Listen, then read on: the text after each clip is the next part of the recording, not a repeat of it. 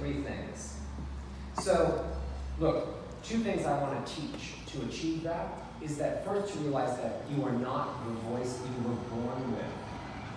You're not the voice you were born with. You were born with an instrument like your grandmother left you a piano. It was just an instrument. But you don't have to sound. You have no idea actually what to sound like. What happens is we grow up, and when we learn words, we learn the sounds attached to those words to whoever's speaking to us. So if my mother's very, very nasal, and I really want to get hugged, and I want her to tell me that she loves me still, and that there's still milk, I would talk, Mommy. I try to imitate her. And if my father's really airy as I grew up, and if I wanted the keys to the car, I'd be like, hey, can I have the keys to the car?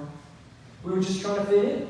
So whatever sounds I heard attached to the words, that's what we all memorize. So you all of a sudden are young adults and older adults, and you're thinking, hey, this is my voice, this is me.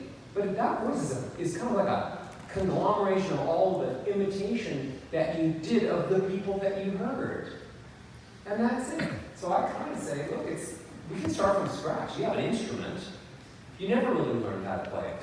You can do all these amazing things with it. You can control the melodies and the volumes and the pacing and the tone and all of those different sounds have different emotions attached to it. So I just don't want any of you to think that you're trapped in the voice that you already don't like. And that's the voice you have to keep for the rest of your lives. You can totally change it. Second thing is, what is my second thing? I know what second thing is. I love the part where you say your voice is not your own. That's beautiful. Why do I say that? Why do you say that? Because it's Your voice is not your own. Your voice is supposed to, I remember now I said that. Because we think that our voice is our voice, but our voice is just a gift that we give away. My voice is not my own. It's a gift that I give it to you. If I want to keep my voice in my own, I'll just close my mouth and tell myself a joke. I don't have to tell you, but I want to. If I open my mouth, it's a gift. So we should wrap it up there. Anyways, the second thing I want to say is the words don't matter.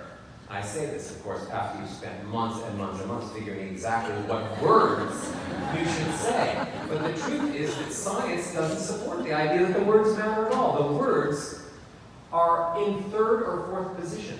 They used to think that the words matter, but it's not true because that's not how the brain works. Now, in order to get into the prefrontal cortex of the brain, you've got to get past the amygdala, the first part of the brain, and the amygdala only lets things in that are emotional. And if it's not emotional, it doesn't even get into the brain where the person can remember it or think about it and logically process it. And the amygdala doesn't think words are emotional because words don't really have any emotion. I say, you're fine. And I use the word fine as you're fine. So the amygdala hears fine and says, what kind of fine am I? Or like, that's good. Or that's good.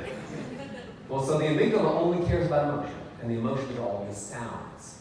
And they used to think that body language, if you just had the right body language, if you had the right eyebrow movement, or you had the right hand gesture, or if you learned how to do this at the same time, then that was, you could do it all with body language. There were books and books on body language.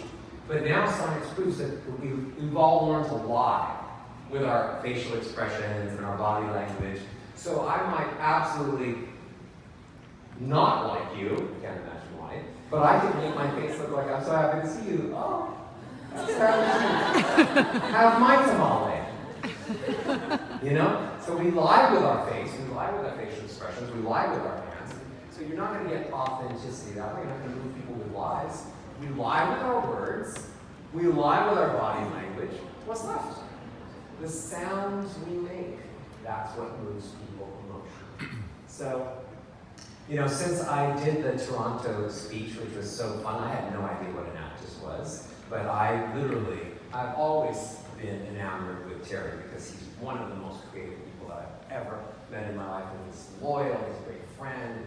I always call him with crazy ideas, and he and I talk through it, and at the end I'm like, wow, he managed to make sense of my crazy idea. But I fell in love with an actress, and I've always wanted to help in any way that I could, and that's why I made all those videos So I made a whole bunch of videos to help people that didn't want to get up in the middle of the night and do a Skype session with me, and, or we just couldn't make it happen. So please utilize that as resources. So anyways, I was able to work with 4 of the teams, but today we just thought we would do a little 77-minute presentation.